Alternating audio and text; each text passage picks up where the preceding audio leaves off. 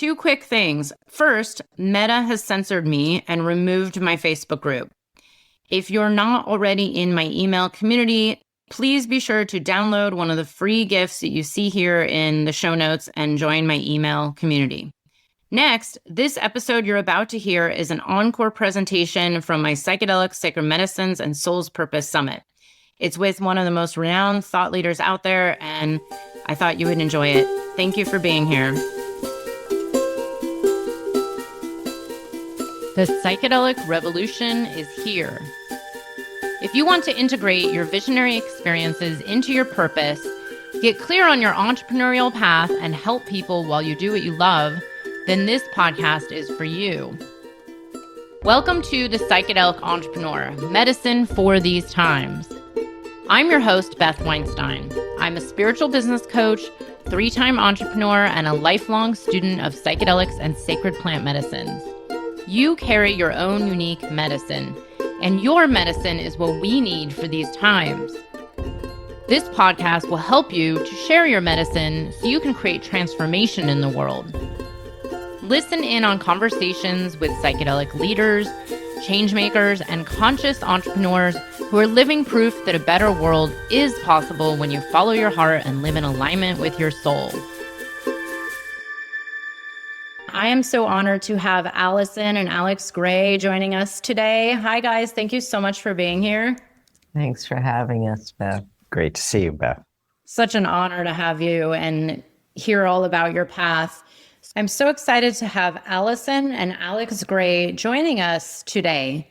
So if you don't know Allyson and Alex Gray, I suggest you definitely check out their work on Instagram or CoSM.org. Follow their website, which is listed right here on the speaker page. Allyson Gray is a painter, social sculptor, and Alex's creative and life partner since meeting in art school in 1975. Chaos, order, and secret rotting comprise the essentialized worldview portrayed in Allyson's paintings. Chaos represents the material world, order the interconnected realm of energy and light, and secret writing articulates the mystic realm of creative expression. Allyson has long been an art educator, event organizer, and a muse to artists worldwide. Alex Gray is an American visual artist, author, and teacher known for creating spiritual and psychedelic paintings. He works in multiple forms, including performance art, process art, installation art, sculpture, visionary art, and painting. He is also on the board of advisors for the Center for Cognitive Liberty and Ethics and is the chair of Wisdom University's Sacred Art Department.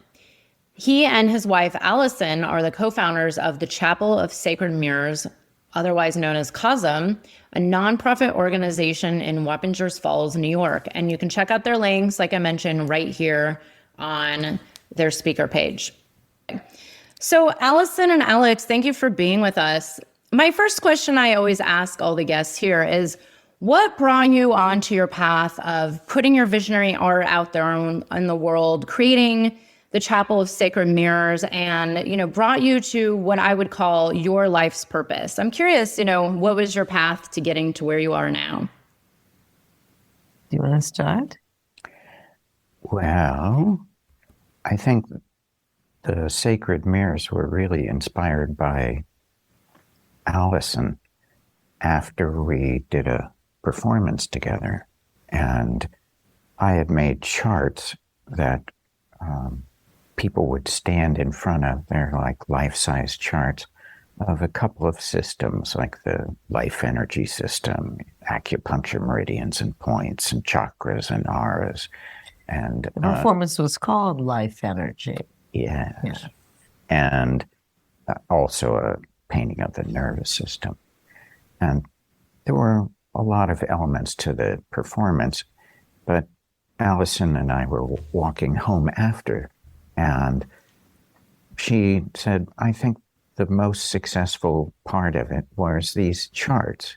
And maybe what you ought to do is to create a painting series based on that whole idea, going through the body, mind, and spirit of an individual.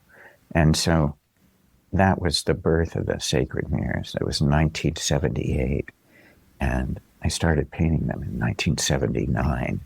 They finished in 1989, and we had made some amazing frames to go around them that were exhibited at the New Museum in 1986. So that body of work became part of the Sacred Mirrors book. And then we both had then we had an MDMA experience in 1985 where we realized the responsibility of exhibiting those as a total unit. I mean, we wanted people to be able to stand in the middle of them and experience the entire power of the sculpted frames. It was cathedral-like already because we had made the frames in a kind of a Gothic style that was sculpted with the cartoon history of the universe kind of thing. So, and then Alex's paintings were in those. And we knew that it would be our life's work to create this chapel where otherwise we would just sell them all off one at a time. People were interested in them and they were beautiful, but we wanted to keep them together. And that would take building a chapel. And so that's the driving force beyond that came behind our sole purpose together.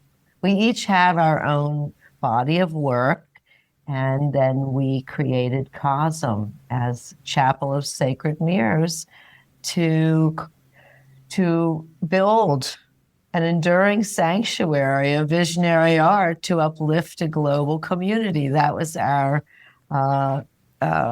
mission that we had to come up with in order to be a nonprofit organization and then thereby later on become a church, which wasn't really our initial intention, but it did become a spiritual organization, a place where people came with their spiritual inner stories, about their uplifting, of their God contact, their primary religious experience, and they identified with this surrounding of spiritual art.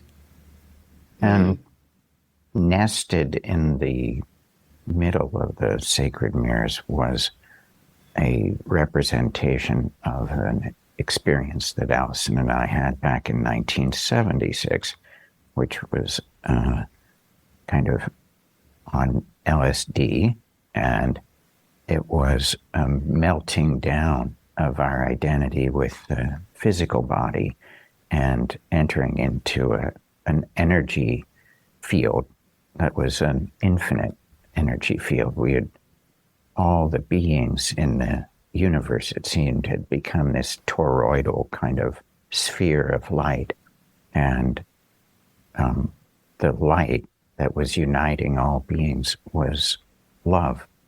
And so that was such a strange and impactful experience. It led to new bodies of work for both of us, and we each tried to symbolize this mystical experience. And so our path was catalyzed by the sacred substances, and it led us in the direction that we're still manifesting. Right. Wow. I love hearing that story. Thank you so much for sharing, because that's the whole intention behind this series, is to explore this idea of these medicines, these psychedelic, these mind-altering, consciousness-expanding medicines can open us up to much more than just an interesting experience or, seeing visuals, but maybe it's really helping align us to this place of what we're here to do, or why we're incarnated here at this time, to be of this fullest expression. Now, I'm curious, back in the 70s when you had this experience, I'm curious, was that your first LSD or your first psychedelic experience, or was that just your first together that spawned off your work? And, do you think you would have been in a completely different direction had you not had that experience with psychedelics? I had my first psychedelic experience in 1969, before I knew Alex. And I had had 3 years of experimentation with various psychedelics and done psychedelics in many ways, climbing a mountain with friends, sitting around a fire, going bicycling, like everybody. And all of those experiences were evolutionary, I feel. Some people call them recreational. I call them self-revelatory. I think that all of those experiences, even with groups, dancing, jumping up and down to music, these are self-revelation. This is tribal. This is your group, your peers that you're developing yourself with.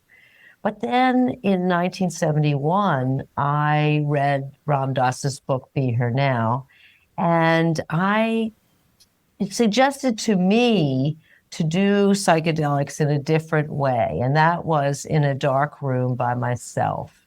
And I did that and just lay on my bed, and I saw secret writing wafting through the air and hovering over all surfaces, like my body and all the furniture. And it was made of light. And it was ineffable. It was unreadable, untranslatable language made of symbols, but it was, waving through the air and wafting over surfaces. And it was the language of the divine. I had never really believed in God, but then I felt this is what people call God. I'm seeing this now, and it was a revelation to me. And it changed me and my direction as a person very dramatically. I had to find a whole new group of friends, and I had to find a place to meditate, because that's what Ram Dass suggested. So that went on for the next 3 years with yoga and meditation with Yogi Bhajan and things like that. But then in 1975, we actually met in a class in 1974. It was a performance art, conceptual art class.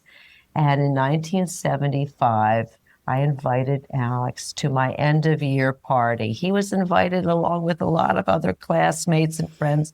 I didn't really know him that well, except that he was a very interesting young artist. He did some weird shit, seriously. And I was always curious and always attended his performances because he would put up little flyers and things. So I would always go because they were very about the self, which was my work too, but very self-revelatory and revealing and raw. And I was very interested in his work. So I invited him along with our professor to my end of year party.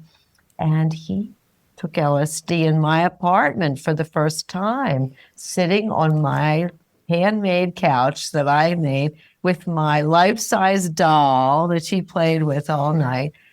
And he asked me to talk with him the next day. He called me and he said, I'd like to talk to you about my first LSD experience. And I went out with him and we never left.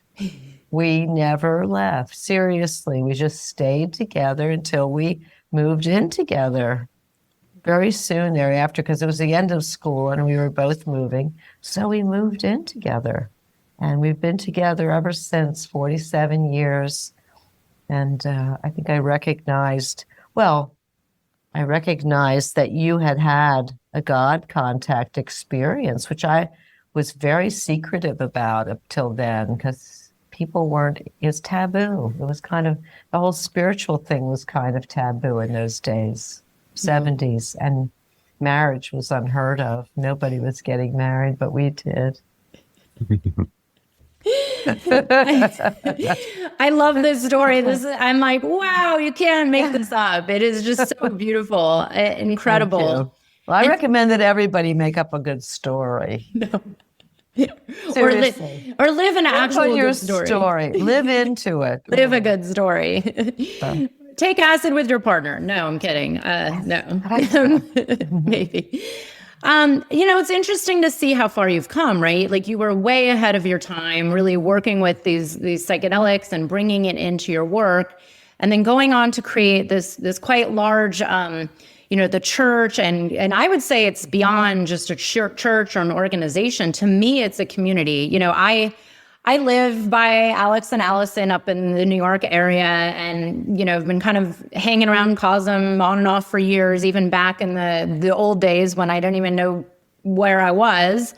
But now, you guys are just, people see you as like one of the leading, I would say the leading artists, as visionary artists living on this planet right now. And I'm curious, as you've witnessed this psychedelic renaissance over, as they're calling it, but the last maybe few years, even though we know it's been around much longer, but it's been this kind of exponential growth where now there's legalization, there's decriminalization, there's, people speaking much more openly about it.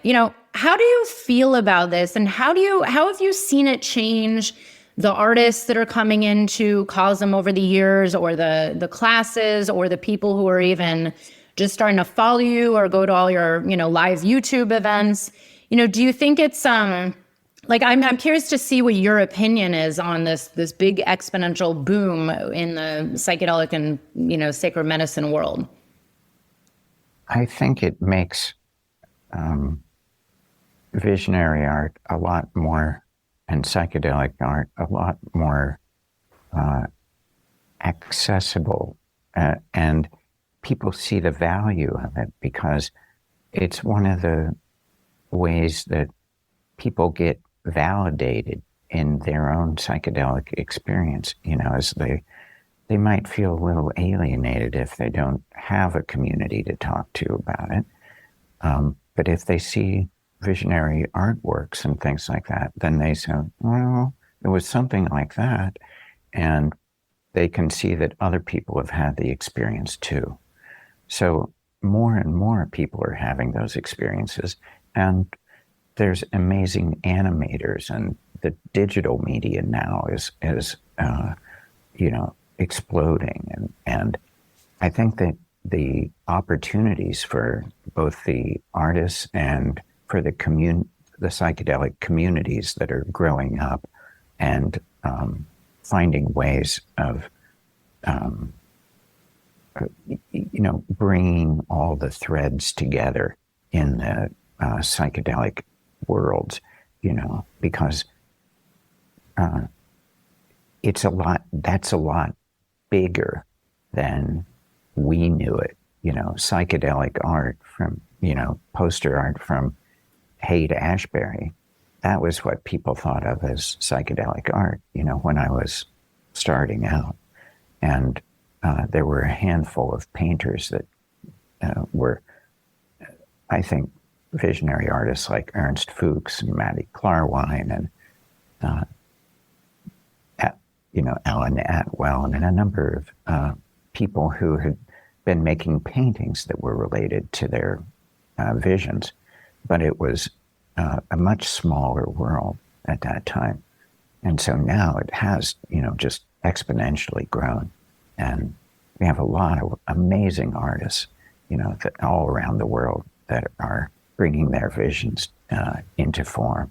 And, we may have been part of the catalyst of that, but I think that the wider acceptance of this subject has really helped to kick it into high gear. I think it's the acceptance that is really the opening right now, because when I was in the late 60s, you could get LSD very easily, and everybody was doing it. Every college campus was filled with people doing it. And Woodstock Festival, which is not far from you or us, you had 500,000 people got together. Like, we're looking at Burning Man, they have like 80,000. Woodstock had 500,000 people doing LSD together. They closed the New York Thruway. So, it wasn't like LSD was hard to find, but it was extremely illegal. And so you had to be very careful about who you talked to about it. And people were imprisoned for as long as 20 years for selling it. And today, it's we're able to talk about it openly and freely, and it's just marvelous. It makes me want to cry when I see a series like How to Change Your Mind, and all of our old friends are on there just spilling it, you know? This is what we all knew was how good it is for you. I mean, Alex was severely, unhappy when he met LSD and became a mystic overnight. It was, it was the shift from being suicidally depressed and then a remarkable opening, a turning point, literally, in my life, in her apartment. And of course, that's what they're studying now, is the end of depression, the end of addiction, and a lot of behaviors that we all would like to, the betterment of well people, really, Wow. So. That's incredible, that story, that, even just this one experience. It was, quote, recreational. I personally try not to even divide it into recreational versus ceremonial or intentional, because I don't know about you. I mean, I'm sure you from these stories, but, you go to Burning Man, you take some mushrooms, you have some of the most spiritual experiences ever. So to me, there is no like one or the other. It's kind of this blurred line where, hey, depression can be wiped away in an instant in one session. Not to say it's a cure-all, but it's definitely been known to do that. So I'm curious, what is your view on this series is this year called Soul's Purpose, this interconnection of psychedelics and soul's purpose, and creating it into something that is actually tangible in the 3D world, meaning like putting your art out there, starting a business, helping others, whatever you're called to do. Do you feel that these medicines are tapping into something that we would believe to be a soul? I mean, I'm curious what your take is on this notion of soul. Especially with your artwork, it's talking about, the energy body, this connection of oneness. Do you believe that these medicines are tapping into this something greater? And I'm curious what your view is on that. Absolutely. I think that we live in a sacred reality, and many times we're just not aware of that. And so they can really, even for an atheist like myself, before I took the substances, it can become an opening, not for everyone, but I think that whether we call it God or the divine or a sacred reality, or we just say it's the great mystery that it's opened us up to, I think that they are catalysts for what people would call our soul's energy. And this is why they've synergized the creative state and unleashed a lot of creative power and in people, and why we really are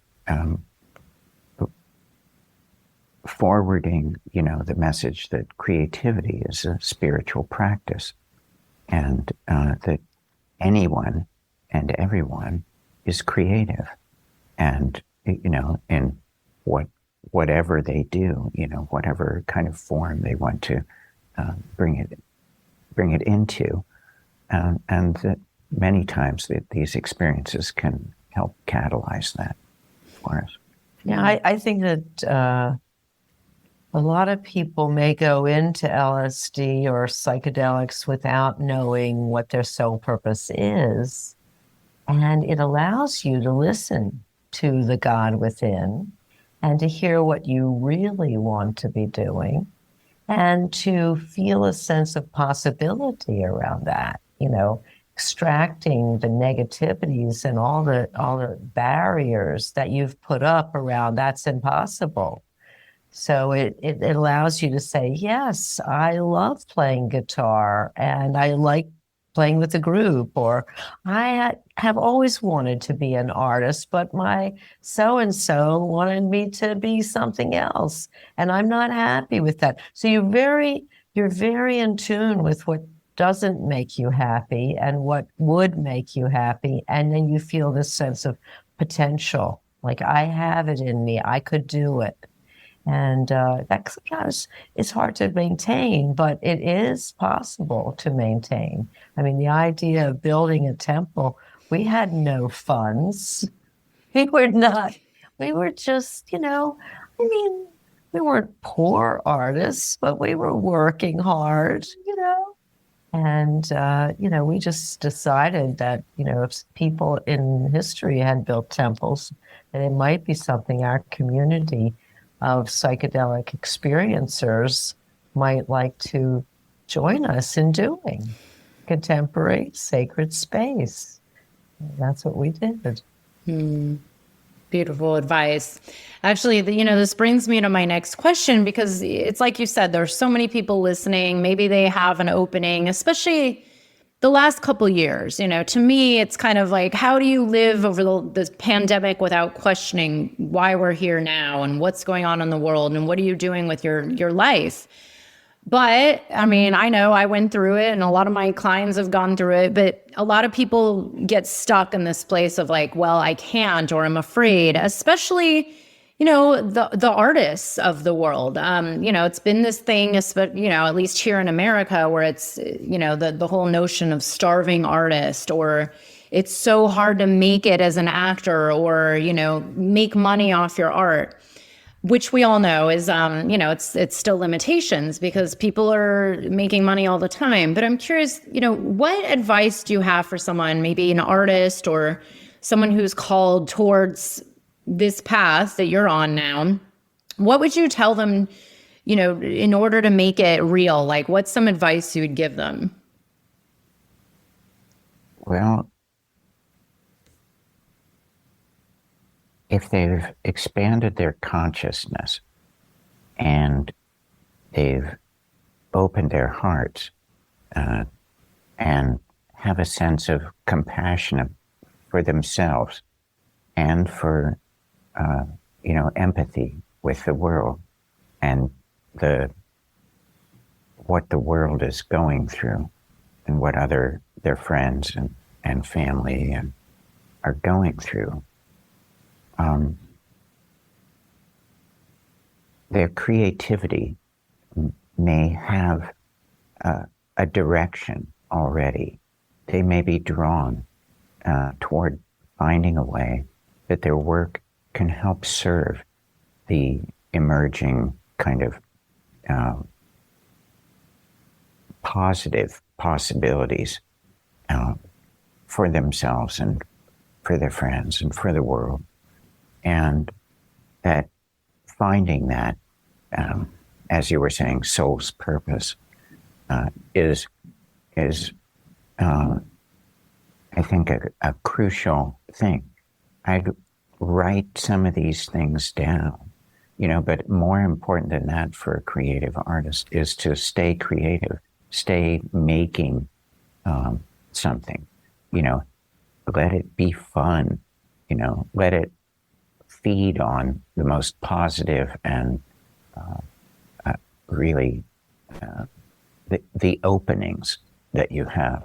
For us, it's been not so much about making a decision about something, but opening up in these spaces, and then something gets thrown into those spaces. Your mind becomes empty and open to the divine, and a gift shows up.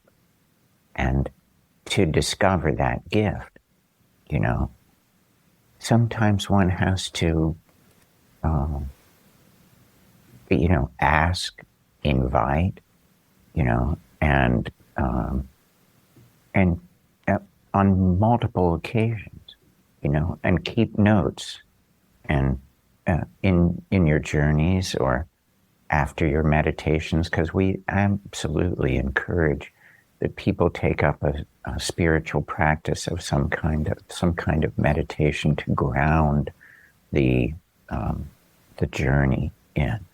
They may have gotten a glimpse there of a sacred reality, and they can bring it into their daily life through a daily practice, something that doesn't, have to take you to,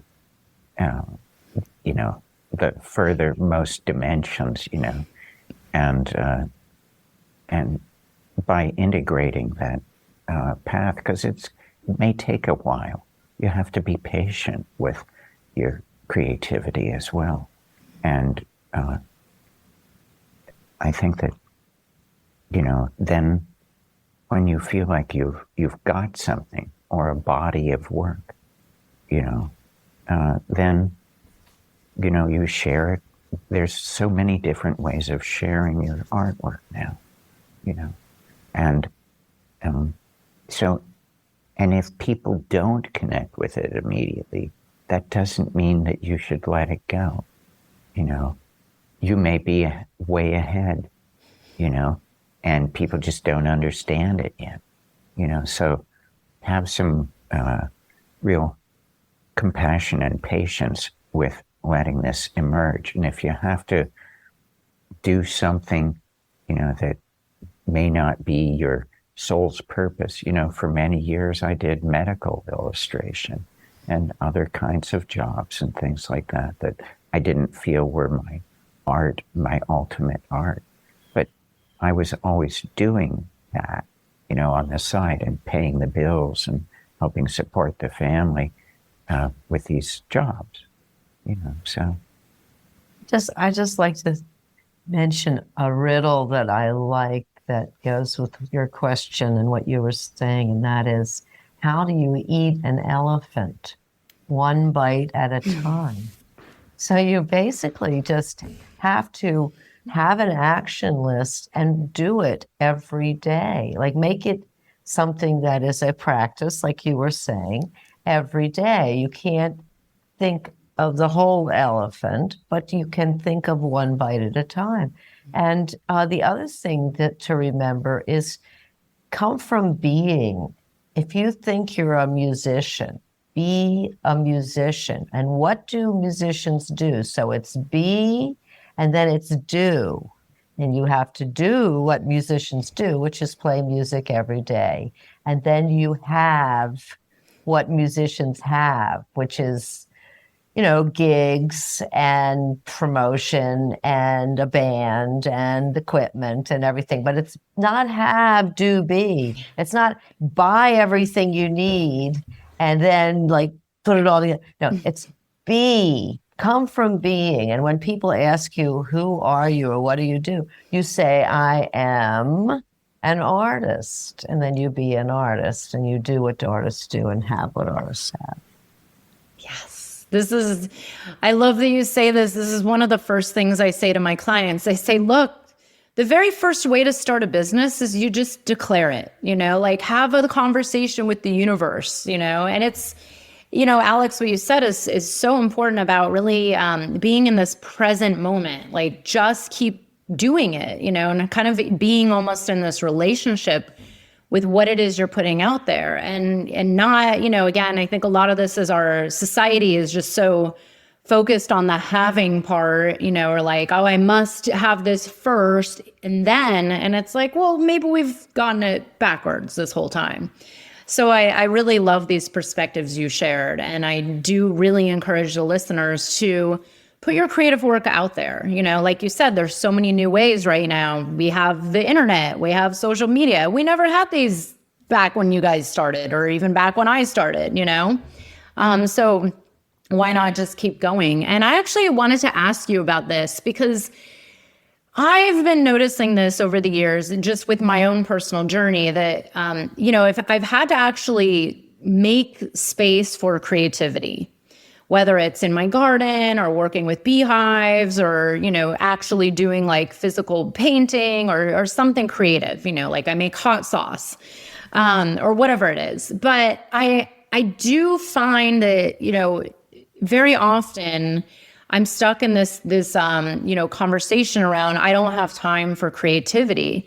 And we've seen this so much, especially here in the Western world, in the US, where our society is just so busy and people are trying to just, make ends meet. I'm curious what your views are on creativity for the future, because I'm starting to realize this is one of the missing things, I think, in our society. But I'm curious, have you seen a shift in the way creativity is approached or given respect? And how do you think it will shape the direction the world is going? Well, it's so important at this time, I think, that we open ourselves to these creative possibilities, because we hear a lot of bad news. And so that kind of shuts you down. And we want to open up to the higher possibilities of what could be, and creative ideas can come from the infinite source, the supply that we know is boundless. And so by inviting that kind of gift to drop into our space from the highest, to serve the highest purpose for everyone, is really what we're after. We want to do work. Our soul's work is going to be medicine for the world. And so, without getting too highfalutin, you want to have the creative path open and give it time. Just like your spiritual practice, people don't have time for that either. But it's the most important thing that we could do, is to give space for that and to come into the present moment. We can mix it into everything we do, before we have a meal. The prayer before the meals is something my grandparents did, and I was always curious about it when I was a kid, and it seemed kind of outdated or something. Come on, do we have to do that? Is that real? But once you have a context for the sacred reality, then yes, that every moment is sacred and can be recognized as that and held as that. So, Yeah, I was going to say that you can be creative in your mind, but unless you have evidence, it's nothing. It's just a thought in your mind. I mean, if you're a musician, if you're being a musician, you're being an artist, you have to make art. It has to be manifest in the physical world. So in order to have something manifest in the physical world, it involves time, space, materials, and a concept, a subject. So those things are very important, and you have to make time every day. You have to have a space where you do it, and you have to have your materials, like whatever they are, whether they're sculpture or video or a computer or whatever it is, how you manifest. And then you have to have a concept and subject for your material output. So those are the things to remember when you want to start a creative practice. You don't have creativity in the world. You may be very creative in your mind, but it's not in the world until you have evidence. So, and an intention, those are two things that make it art. Thank you for sharing that. Beautiful. I really love all these perspectives you're sharing, because this can be applied to anything, as above, so below, like the larger state of the world and the direction we're going in, which, we only know the present moment, right? Or it could be someone starting a business or someone going into the art world. So thank you for sharing all this advice. I'll only keep you a few more minutes. I have a couple more questions. I'm curious, and feel free to not answer this if you don't want to, but as a couple who's lasted, did you say 47 years? Yeah. That's, we know that this is like rare at least here in the Western world. I'm curious, do you feel that, let's say, psychedelics or MDMA, for example, played a part in solidifying your relationship? I'm curious if that you think had an effect.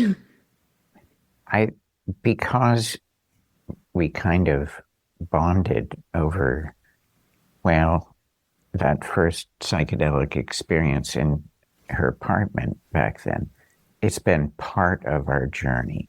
The medicine's been part of our journey. And so for us, the answer is yes. We know other people that have been together for a really long time, and it hasn't been a part of it. But I think that for many of the people who've explored these realms and these medicines, you see an opening to communication, and you're very transparent to your partner, and they can tell, if something's up with you, and so we become sensitive to each other, and in a sense, sacred mirrors. And another idea that Allyson came up with the title, not only the inspiration, but the title for the whole series.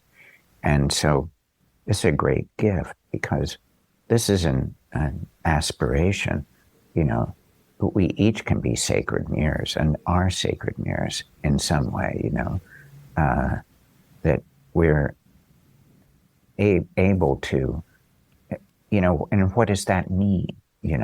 Like how could we become mirrors of the divine reality and have that show up in our work? Because any kind of great sacred art is mirroring that divine reality. And so I think that the aspiration is the same. We're still working on ourselves. We still see,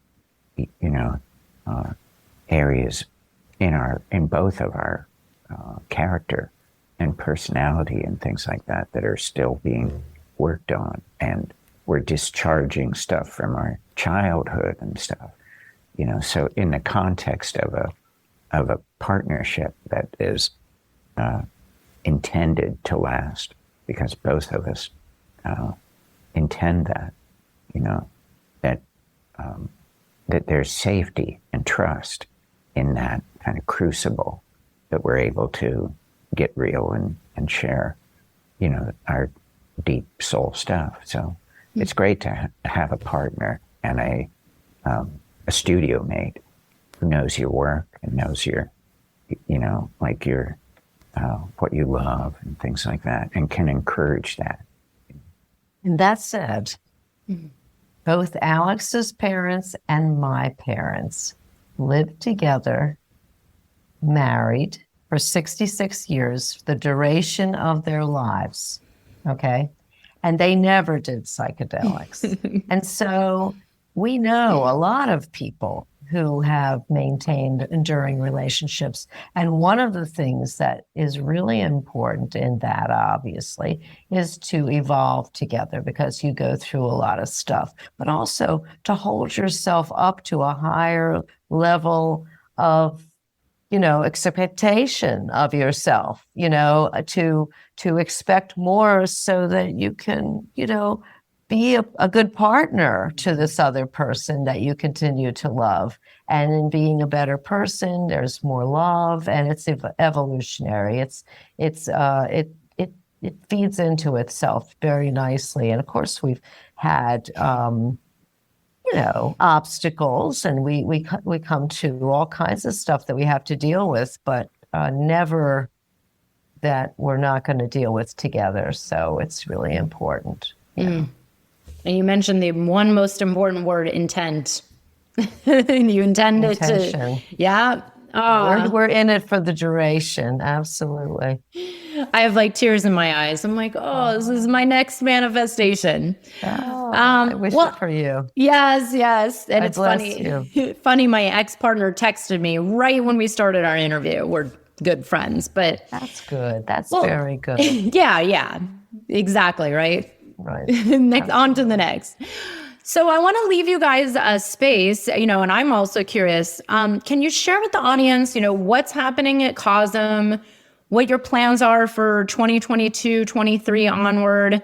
Entheon is still being built. What else? I know you do a lot of these, the full moon ceremonies are still on YouTube. I just attended the puppet show for the equinox, which was incredible. Yeah. But yeah, tell people, what do you have going on and what's your intention for CoSM in the coming future? You want to start or I can? Yeah. Well, we are on the verge of opening Entheon. And in the beginning of COVID, we closed, March of 2020, and we became a broadcasting center. Like we do a couple of broadcasts, and one of them is on Zoom for members, and the other one is, for everyone, and we give them away for free. And we may do another program, a more open forum kind of program. We're thinking about that kind of programming. But our whole, thing here was that we would broadcast because we didn't want to miss a full moon. We're working on our, what is it, John? Our 248th full moon consecutive without a broken in the chain of full moon ceremonies since January of 2003 when we started them in our home in Brooklyn. So that kind of was a skeleton that kept us together. We had to keep going, and we became really better at it. Now we've done this wonderful puppet show, and we're going to continue to do hopefully one or two puppet shows a year. They're very labor intensive and creatively intensive. But the thing that we decided early in COVID was that we weren't going to reopen until Entheon opened. That was our goal, our mission, to build an enduring sanctuary. This is our enduring sanctuary. This is where the Chapel of Sacred Mirrors live, where they were not on view for about a dozen years after the city, our space on 27th Street opened, or closed. So now they're there, but we're not open yet. We still have the last piece, which is a big chunky piece, making those sprinklers pressurized, and it's an expensive trenching job, hooking into municipal water and blah, blah, blah. All that stuff is underground. No one will see it, but we have to do it to get a certificate of occupancy, to have people come in. So we decided to keep broadcasting and not open until Entheon opens. And that, it's just been a journey, right? I know. It's just been a journey. And we're going to do it in the next couple of months. I think we're going to have it done. We're trenching now. It should be done this month. I mean, October, the coming month. But this is perfect. We'll be ready. And we've had members and VIPs and things like that. So we've been showing people the interior, but we still have to open the all-one gallery, the gallery of the visionary art movement, because we have to bring paintings from all over for that. So we're waiting until the very end. And we're almost ready to go and pick those paintings up. And then we're going to have an opening, but we're just doing it kind of low-key, gradual, no big whoop, just open, and we'll be ready very soon. And then we want everybody to come, absolutely everybody to come, and we'll have more events. And we're working on our classroom. We're going to have a bigger, better classroom. It's going to be fantastic to give small, intimate, lovely workshops of 15 to 20 people. And the house will be here where people can stay, and it'll just be divine with the bonfire. We'll bring it all back. I miss the cafe. And the cafe. I know the food was so good. Yeah, yeah. We've actually had an artist in residence during COVID who did a huge wall. So there's some new things in there, but it's really exciting. Yeah. Beautiful. And I'm personally going to shout out joining their membership because, first of all, it's quite affordable. And second, it supports this incredible work. And third, you get all these really incredible surprises that I didn't expect. So I don't want to give them away, but let's just say I was very happily surprised being a member, getting like all this kind of cool stuff in the mail. So, oh, good. I mean, yeah, members are so important to us, and we do bring members in privately and separately. So, yes, if you're a member, you get a preview of it. Yeah. Beautiful. And I can't wait to take a class. I actually have one of your, I think it's the flyer for the permaculture design course from like God knows how many years ago. And it's been on my refrigerator for I don't know how long. And I'm like, one day I'm going to go take that in person, but I'm patient. That's so sweet. Yeah. Well, we'll have many wonderful workshops, I'm sure. Yeah. And well, membership is so great. Do become a member. The membership, it's kind of like there's no excuse. And it's supporting this work that to me is just really important, especially during these times, and keeping this living and going and getting your message and your word out there to more people. It was such an honor to be able to talk to you both. I really appreciate your time and you sharing your soul's purpose, your path. You know, I really get warmed by these stories you have from the early days and how it's shaped all that you've put out there and where you've gone. It's really just beautiful to look at how it's emerged. And I can't wait to see what keeps emerging next. Well, we really appreciate you too, Beth. Thank you for the work that you do, and you bring it into the business realm and the art realm and just integrate it all together. It's so wonderful the way you do these conferences. Thank you. Thank you. Thanks for including us. Yeah. I hope you enjoyed the episode. If you're feeling inspired, I'd appreciate it if you showed your love with a review. And check out my YouTube channel where you can find the video version of this podcast. You can also head to bethaweinstein.com to learn more about me and grab my free business growth trainings. Remember, you carry your own unique medicine, and your medicine is what we need for these times.